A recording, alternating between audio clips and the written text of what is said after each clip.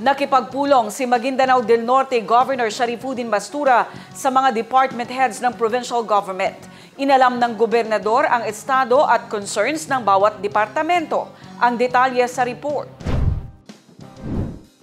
Inilatag sa kauna-unahang formal na pulong sa pagitan ni Governor Sharifuddin Mastura at mga department heads ng provincial government ng Maguindanao del Norte ang estado at concerns ng bawat departamento. Kasama ng gobernador ang kanyang abogado at administrator, gayon din si appointed board member Dato Mando Mastura. Nauna nang sinabi ng gobernador sa isang pahayag na walang mangyayaring balasahan, pagtanggal o pagpapalit ng department heads sa kanyang pag-upo sa pwesto bilang bagong gobernador ng probinsya. Naphtali Bendol, iMinds Philippines.